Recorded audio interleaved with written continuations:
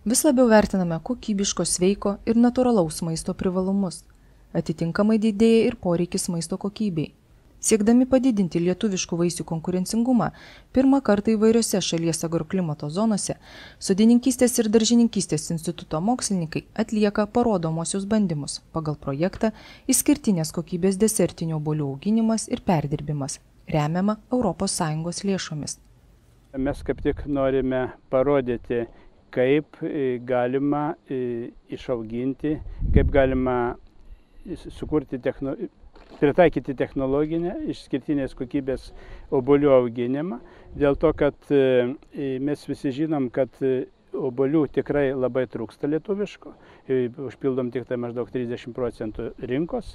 Tai šis projektas mums leidžia panaudoti visas mokslo naujoves, atliktus tyrimus ir sujungti į vieną technologiją ir ją būtent pademonstruoti sode. Tai yra demonstruojama mūsų instituto sode ir demonstruojama įvairiuose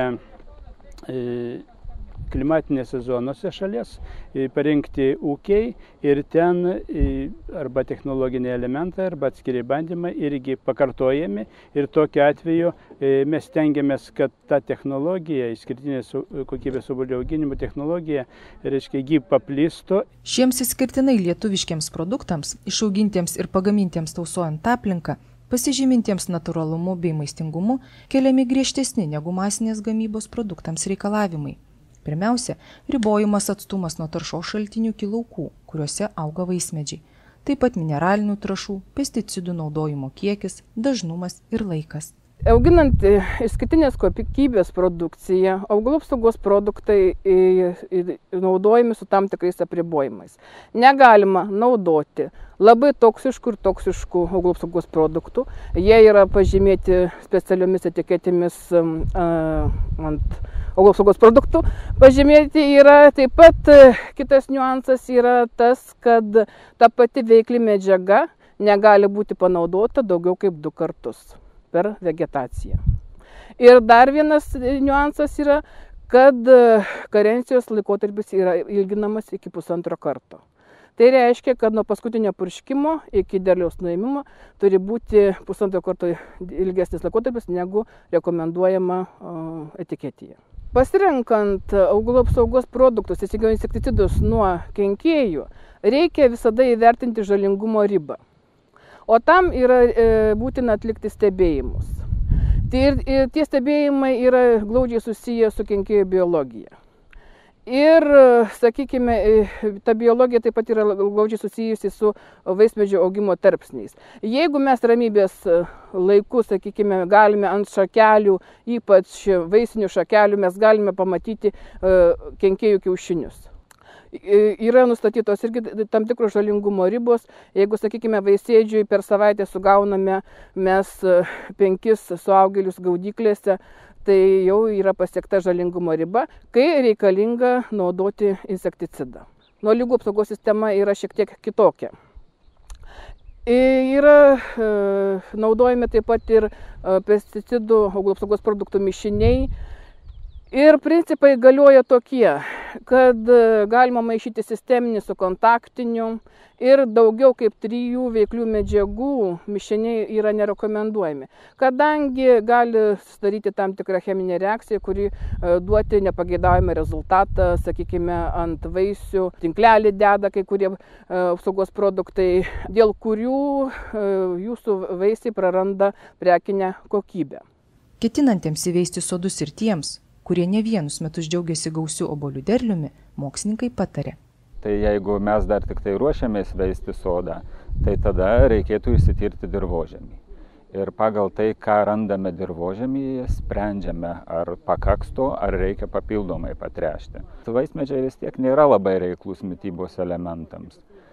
Ir taip yra nustatyta, kad maždaug su 30 tonų iš hektaro derliumi vaismedžiai pašalina iš dirvožemio, paima apie 30 kg azoto ir apie 50 kg kalio. Tai lyginant su daugeliu lauko augalų ar net daržovių, tai yra tikrai mažesni kiekiai gerokai.